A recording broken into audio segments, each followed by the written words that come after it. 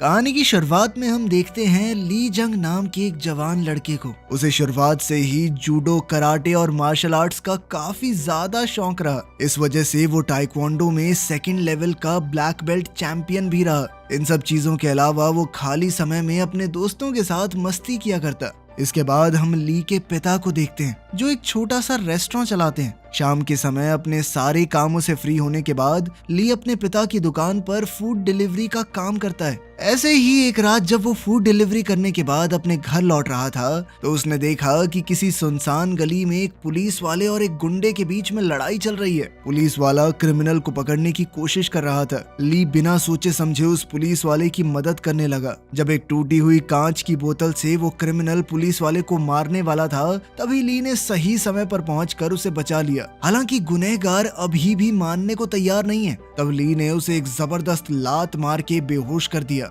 इस दौरान ली ने देखा कि उस गुंडे के पैर में काले रंग की कोई इलेक्ट्रिक बेल्ट बंधी हुई है। ली को समझ नहीं आया कि ये क्या है। वो पुलिस वाला वेनिस ली की बहादुरी देखकर काफी इम्प्रेस हो गया। काफी ज्यादा घायल होने की वजह से वेनिस को हॉस्पिटल में भर्ती किया गया। वहीं ली को उसकी बहादुरी के लिए पुलिस डिपार्टमेंट की तरफ से अवार्ड भी दिया गया। इसके बाद पार्क नाम का एक पुलिस वाला उससे मिलने आया। उसने ली को बताया कि शहर में लगभग 500 ऐसे लोग हैं जिनके पैरों में एक काले रंग का एंकल बैंड बंधा हुआ है। ये असल में एक तरह का जीपीएस ट्रैकर है जिससे पुलिस उनकी लोकेशन पर नजर रखती है। ये लोग असल में ऐसे क्रिमिनल्स हैं जो हाल ही में जेल से छूट कर आए हैं और ये कुछ बड़ा कांड करके ही अंदर गए थे। पुलिस उन पर नजर रखती है ताकि वो दोबारा जुर्म करें उससे पहले रोक सके। पार्क ने ली को ऑफर दिया कि वो उनके साथ काम करे। शुरुआत में ली ने मना कर दिया लेकिन पार्क ने समझाया कि इस काम के लिए उन्हें मार्शल आर्ट एक्सपर्ट्स की जरूरत है। जिस पुलिस वाले को ली ने बचाया था वो बहुत ज्यादा घायल होने की वजह से 1 महीने तक काम पर नहीं लौट पाएगा। पार्क ने कहा कि जब तक वेनिस नहीं आता तब तक ली उनकी टीम के साथ काम कर सकता है। ली के दोस्तों ने भी कहा कि कर ले भाई, बढ़िया काम है। ली के पिता ने भी इसके लिए उसे इजाजत दे दी। अगले ही दिन ली ने पुलिस फोर्स को ज्वाइन कर लिया। लेकिन ये डिपार्टमेंट पुलिस डिपार्टमेंट से थोड़ा अलग है। यहाँ के लोगों को ना तो पुलिस वाली यूनिफॉर्म पहननी होती है और ना ही इन्हें किसी क्रिमिनल से पूछताछ करने के लिए किसी वारंट की जरूरत है। उनका काम है क्रिमिनल्स की लोकेशन पर नजर रखना और जब भी उनके एंकल बेल्ट की बैटरी 30% से कम हो जाए उन्हें फोन करके रिचार्ज करवाना। मान लो उस क्रिमिनल ने कॉल नहीं उठाया या कॉल उठाने के बाद भी चालाकी दिखाई तो इन लोगों का काम है वहां जाकर उससे पूछताछ करना और जरूरत पड़ने पर उसे गिरफ्तार कर लेना। यहाँ शुरू के कुछ घंटे तो ली के लिए काफी बोरिंग थे और उसे ऐसा लगने लगा कि इस काम को ज्यादा दिन तो नहीं कर पाऊंगा मैं। लेकिन फिर उसे दिखाई दिया कि एक क्रिमिनल के एंकल बैंड की बैटरी 30% से कम हो गई है। फिर जब ली ने उसे कॉल किया तो उसने बिना बात सुने फोन काट दिया। इन लोगों ने जब उस क्रिमिनल का रिकॉर्ड चेक किया तो पता चला कि उसे रेप के चक्कर में अंदर डाला गया था। इसीलिए पार्क ली को अपने साथ लेकर तुरंत उस लोकेशन पर पहुंचा। ली ने नोटिस किया कि उसके घर की एक खिड़की में लोहे की बार नहीं लगी हुई तो उसने पार्क से कहा कि इस आदमी ने खिड़की से कूदकर भागने का पूरा प्लान बना रखा है पहले ही। इसलिए पार्क उसे पकड़ने के लिए मेन दरवाजे से आया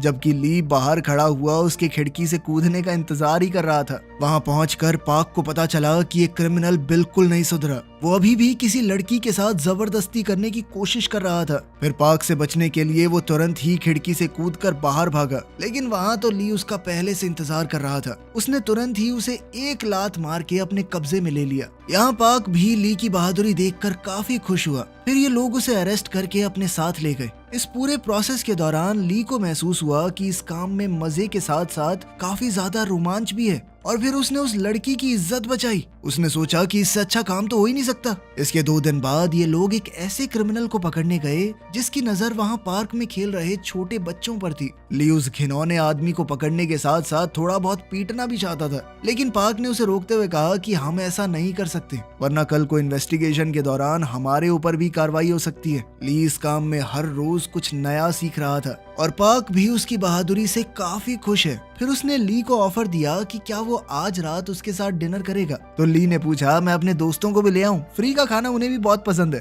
पार्क ने कहा कि हाँ बिल्कुल जरूर, तुम्हारे दोस्तों से मिलकर मुझे भी खुशी होगी।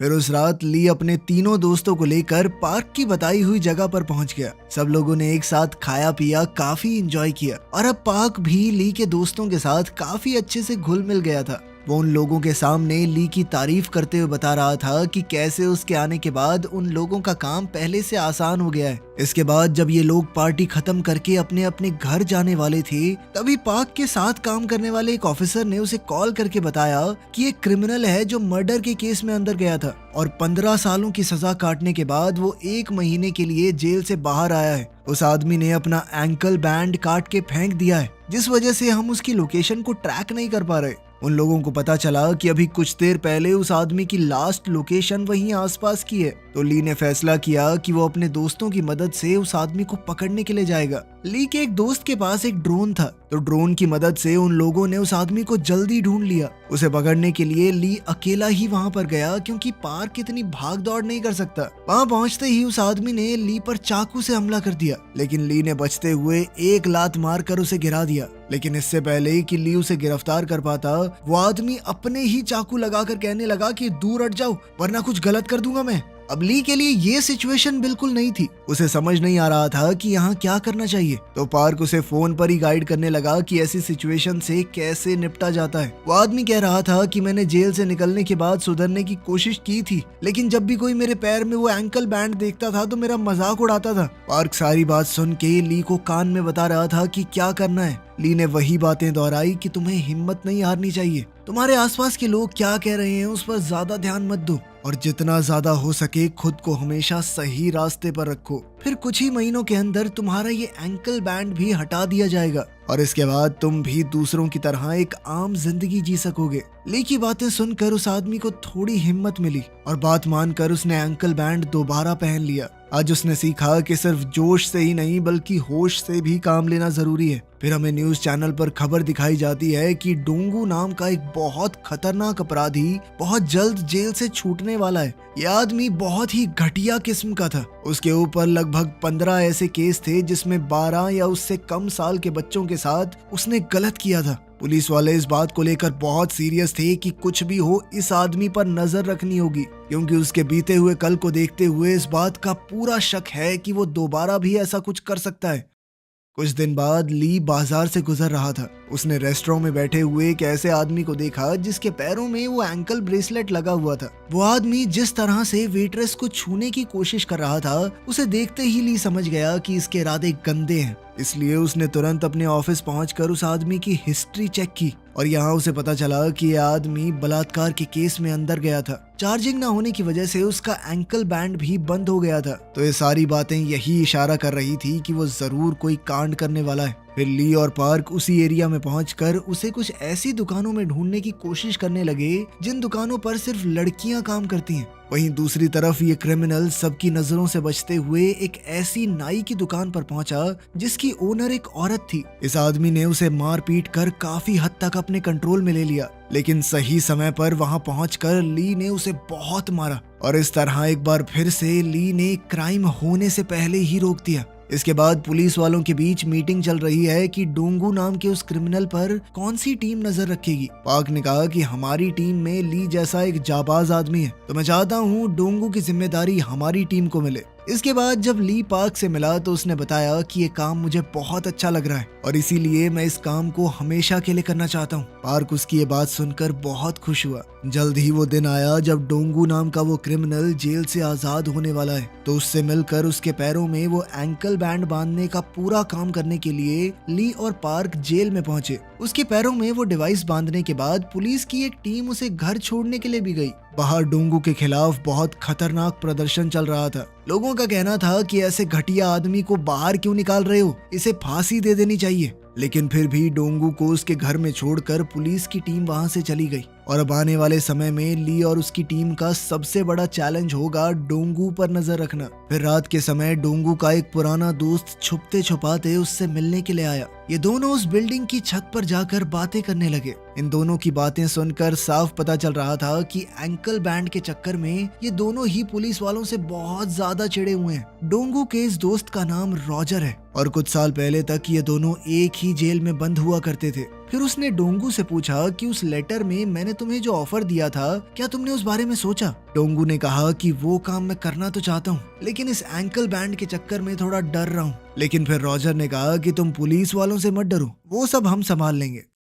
इसके 2 दिन बाद ली ने देखा कि डोंगू अपने घर से निकलकर किसी पॉश एरिया की तरफ जा रहा है। जिस बिल्डिंग के अंदर डोंगू घुसा उस बिल्डिंग के अंदर छोटे बच्चों की एक कोचिंग क्लास भी चलती है। इस वजह से ली भी उसका पीछा करते हुए तुरंत उस जगह पर पहुंच गया। डोंगू वहां बेसमेंट में पहुंचकर अपने दोस्त रॉजर और उसके लोगों से मिला और अब पता चला कि वो दोनों किस काम की प्लानिंग कर रहे थे। असल में ये दोनों घिनौने लोग छोटे बच्चों की गलत वीडियोस बनाकर उन्हें डार्क वेब पर डालने का काम करते हैं और इस काम में ये लोग डोंगू को भी अपने साथ मिलाना चाहते हैं। यहाँ पर हर एक वीडियो के लिए डोंगू को काफी मोटी रकम मिलने वाली है और इस तरह का काम करने में उसे वैसे भी मजा ही आता है, शर्म नहीं। उसने तुरंत ही उनका ऑफर मान लिया। ली भी उसका पीछा करते हुए यहाँ तक पहुँच चुका था, लेकिन ये लोग जिस गाड़ी के अंदर बैठे हैं उसके शीशे काले हैं, तो बाहर से ली को अंदर का कुछ नहीं दिख रहा, जिस वजह से उसने बस गाड़ी का नंबर नोट किया और वहाँ से चला गया। फिर उसने पार्क को फोन करके बताया कि डोंगू उसे नहीं मिला, तो फिर पार्क ने डोंगू को कॉल करके उससे पूछा कि बताओ इस वक्त तुम कहाँ पर हो। डोंगू ने कहा कि मैं तो कुछ नहीं, यहाँ पे थोड़े नूडल्स खाने के लिए आया था। और इतने में ली उसे ढूंढ पाता उससे पहले ही डोंगू एक थाई रेस्टोरेंट में जाकर बैठ गया। डोंगू ये पहले से जानता था कि उस पर नजर रखी जा रही है, इसलिए इस बार वो पुलिस वालों को चकमा देने में कामयाब रहा। अगले सीन में हम ली और पार्क को उनके ऑफिस में बैठा देखते हैं। ली ने कहा कि डोंगू के घर के आसपास भी कुछ थाई रेस्टोरेंट्स हैं, आखिर में नूडल खाने के लिए वो इतनी दूर क्यों गया। मतलब साफ था कि उस बिल्डिंग के अंदर जाने के पीछे कोई तो वजह रही होगी। इसके बाद वो घायल पुलिस वाला जिसकी शुरुआत में ली ने जान बचाई थी, अब हॉस्पिटल से डिस्चार्ज होकर वापस आ गया। उसने ली को अपनी जान बचाने के लिए शुक्रिया कहा और साथ ही उसे तोहफे के तौर पर ग्लव्स दिए। वेनिस के ठीक होकर लौटने के बाद इनकी टीम अब और ज्यादा मजबूत हो गई। अगले दिन एक 10-11 साल की छोटी बच्ची को खेलते समय किसी ने किडनैप कर लिया और वहीं दूसरी तरफ डोंगू के दोस्त रॉजर ने उसे वो जगह दिखाई जहां पर वो लोग वीडियो शूट करने वाले हैं। उन पर पुलिस वालों ने अपनी नजरें गड़ाई हुई थी। ऐसे ही एक रात जब डोंगू अपने घर से निकलकर कहीं जा रहा था तो ली भी चुपके से उसका पीछा करने लगा। वहीं दूसरी तरफ पुलिस वालों को एक ऐसे क्रिमिनल के बारे में पता चला जिसने कुछ घंटे पहले अपनी लोकेशन बदली है और उसके एंकल बैंड की बैटरी भी 30% से कम है। वेनिस ने उससे पूछताछ करने के लिए कॉल की, लेकिन उस आदमी ने उसकी किसी भी बात का सीधा जवाब नहीं दिया और कुछ आलतू फालतू बातें बोल के फोन भी काट दिया। तो अब उस आदमी का पीछा करते हुए पार्क और वेनिस उसकी लोकेशन पर पहुंचे, लेकिन ये सब इन गैंगस्टर्स का बिछाया हुआ एक जाल था। वो क्रिमिनल अपने साथ बहुत सारे गुंडों को लेकर आया था और फिर इन लोगों के बीच में जबरदस्त लड़ाई छिड़ गई। वहीं दूसरी तरफ हम देखते हैं कि डोंगू ने भी ली को फंसाने के लिए एक जबरदस्त जाल बिछाया था और डोंगू का पीछा करते हुए ली उस जाल में फंस भी गया। रॉजर के बहुत सारे गुंडे वहां ली को खत्म करने के लिए पहले से मौजूद थे, जिसके बाद डोंगू फटाफट वहां से निकल गया। वैसे तो ये गुंडे बहुत ज्यादा थे, लेकिन ली का लड़ने का तजुर्बा भी कुछ कम नहीं था। वो सब मिलकर भी ली का कुछ खास बिगाड़ नहीं पाए। ली ने उन सभी गुंडों की बड़ी जबरदस्त तरीके से धुनाई की। वहीं दूसरी तरफ पार्क और वेनिस बहुत बुरा फंस चुके थे। वो दोनों गुंडों का मुकाबला बहुत बहादुरी से कर रहे थे, लेकिन आखिरकार गुंडे उनके ऊपर भारी पड़ने लगे। फिर भी ज्यादातर गुंडों को उन्होंने ठिकाने लगा दिया, लेकिन इस पूरी लड़ाई में ये दोनों भी बुरी तरह जख्मी हो गए। वहीं दूसरी तरफ सारे गुंडों को बढ़िया पीटने के बाद ली डोंगू का पीछा करते हुए उस जगह पर पहुंच गया जहां ये लोग वीडियो शूट करने वाले थे। फिर जैसे ही वो बेसमेंट एरिया में पहुंचा तो वहां उसे किसी बच्ची के चीखने चिल्लाने की आवाजें आई। ली समझ गया कि डोंगू नाम का वो घिनौना आदमी यहीं पर आया होगा। उसके काफी कोशिश करने के बाद भी दरवाजा नहीं खुला, तो फिर उसने बाहर जाकर खिड़की तोड़ी और अंदर गया। डोंगू के साथ ही उसका दोस्त रॉजर भी वहां मौजूद था। अब ली वहां पहुंचकर दोनों को ही बुरी तरह पीटने लगा, लेकिन पुलिस वाला होने की वजह से ली के ऊपर पाबंदी है, वो उन दोनों को जान से नहीं मार सकता। इस बात का फायदा उठाकर गुंडों ने ली पर चाकू से हमला कर दिया। इन दोनों से लड़ते हुए ली भी बुरी तरह से घायल हो चुका था। इसी बीच सही मौका देखकर रॉजर तो वहां से भाग गया, लेकिन डोंगू अभी भी लड़की की तरफ बढ़ने की कोशिश कर रहा था। ली ने उसे बहुत मारा, लेकिन उसने भी चाकू से हमला करके उसे घायल कर दिया। इसी बीच यहाँ पुलिस के आने का सायरन बजने लगा तो डोंगू भी अपनी जान बचाकर भागा। ली ने अपनी जान दांव पर लगाकर उस बच्ची को तो बचा लिया, लेकिन बहुत ज्यादा घायल होने की वजह से उसे आने वाले कुछ दिन हॉस्पिटल में ही गुजारने पड़े। ली के पिता उसकी ये हालत देखकर बहुत दुखी हुए। उन्हें लगने लगा कि काश मैं अपने बेटे को ये नौकरी करने के लिए हाँ ही ना करता। कुछ घंटों बाद जब ली होश में आया तो उसने सबसे पहले डोंगू के बारे में ही पूछा। उसके सीनियर ऑफिसर्स ने बताया कि डोंगू वहां से भागने में कामयाब हो गया और अब तक उसने अपना एंकल बैंड भी काट कर फेंक दिया है। दूसरी तरफ पार्क की गर्दन की हड्डी में भी बहुत चोट आई थी, जिस वजह से उसे तो कई महीनों तक हॉस्पिटल में एडमिट रहना पड़ेगा। और बेचारा वैनिस तो उस लड़ाई में बहुत ज्यादा खून बहने की वजह से मर ही गया। ये सब कुछ जानने के बाद ली को बहुत ज्यादा दुख हुआ, क्योंकि अब तक उसने सोचा नहीं था कि इस नौकरी में उसे इतना खून खराबा भी देखने को मिल सकता है। इसके बाद जब ये लोग अपने साथ ही वैनिस के अंतिम संस्कार पर गए तो वहाँ पर उस छोटी बच्ची की मम्मी भी आई, जिसे उस दिन ली ने डोंगू से बचाया था। उसकी माँ ने बच्ची का लिखा हुआ एक थैंक यू नोट ली को दिया और बताया कि मेरी बेटी आज भी गहरे सदमे में है। वो फिलहाल इतनी ज्यादा डरी हुई है कि घर से बाहर तक नहीं निकलना चाहती, लेकिन जब भी मैं उसे आपकी बहादुरी के बारे में बताती हूँ तो उसे बहुत हिम्मत मिलती है। ये सब सुनकर ली बहुत इमोशनल हो गया और सोचने लगा कि आखिर उस छोटी सी बच्ची की क्या गलती थी। उसको तो शायद यही लगता होगा कि पूरी दुनिया में लोगों का दिल उतना ही साफ है जितना उसका खुद का था। इसके बाद जब ली पार्क से मिलने आया तो उसने ली से कहा कि तुम इस मामले से दूर रहो, क्योंकि अब ये मामला क्राइम ब्रांच संभालेगी,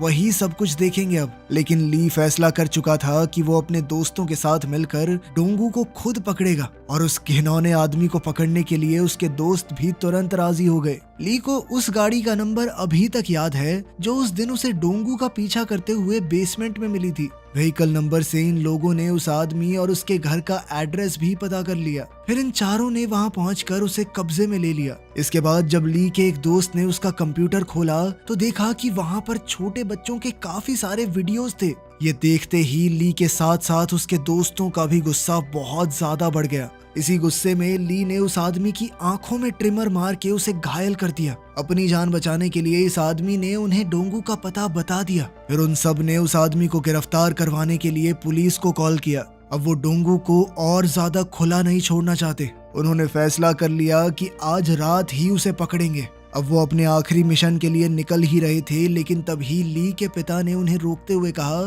कि इस काम में बहुत खतरा है और मैं नहीं चाहता कि तुम अब आगे इस तरह का काम करो। इस पर ली ने अपने पिता को समझाया कि वो इंसान जानवरों से भी बदतर है, इसलिए अगर हमने उसे जल्द से जल्द नहीं पकड़ा तो वो इस तरह के क्राइम आगे भी करता रहेगा और अगर बाकियों की तरह हम भी सिर्फ अपना अपना सोचकर जीने लगे तो ऐसे ही क्राइम बढ़ता रहेगा सोसाइटी में। ली के पिता ने भी इस बात को समझा कि उनका बेटा बहुत समझदार हो चुका है और अब वो डोंगू को खत्म किए बिना रुकने वाला नहीं है।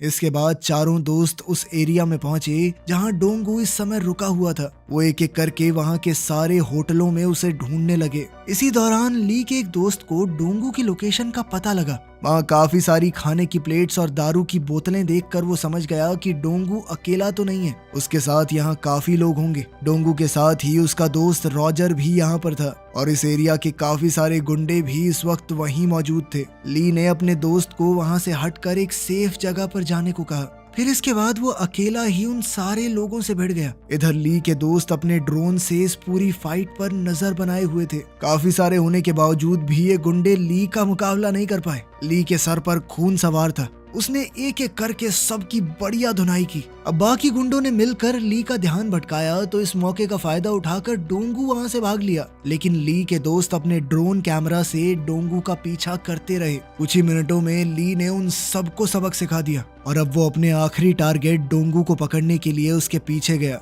ली इस वक्त अपने दोस्तों के साथ कॉल पर कनेक्टेड था और वो कैमरा में देखकर डोंगू की लोकेशन उसे बिल्कुल सही बता रहे थे। फिर एक जगह पहुंचकर ली ने उसे पकड़ ही लिया और इसके बाद दोनों के बीच में जबरदस्त लड़ाई शुरू हो गई। ली का मुकाबला करते हुए ये साफ हो गया कि डोंगू भी कोई कच्चा खिलाड़ी नहीं है। ली को भी इस लड़ाई में बहुत मार पड़ी। फिर एक समय ऐसा आया जब डोंगू ने ली को लगभग हरा ही दिया था, लेकिन ली के दोस्तों ने ड्रोन की मदद से डोंगू को घायल कर दिया और वहीं ली को उस छोटी बच्ची के बारे में याद करके बहुत ज्यादा गुस्सा आ गया। वो इस बार उठा तो उसने डोंगू को बहुत बुरी तरह मार मार के बेहोश कर दिया। डोंगू के अंदर अब बिल्कुल भी लड़ने या भागने की हिम्मत नहीं थी। फिर ली उसे हथकड़ियां पहनाकर अपने साथ ले गया आखिर में ली को उसकी बहादुरी के लिए सम्मानित किया गया और उसे बधाई देने के लिए वो बच्ची भी घर से निकल कर आई। अब बच्ची काफी हद तक उस सदमे से बाहर आ चुकी है और उसका चेहरा फिर से खुशी से भर गया था। ली समझ गया कि उसे दुनिया में सिर्फ यही काम करना है, कोई और चीज उसे ये खुशी नहीं दे सकती।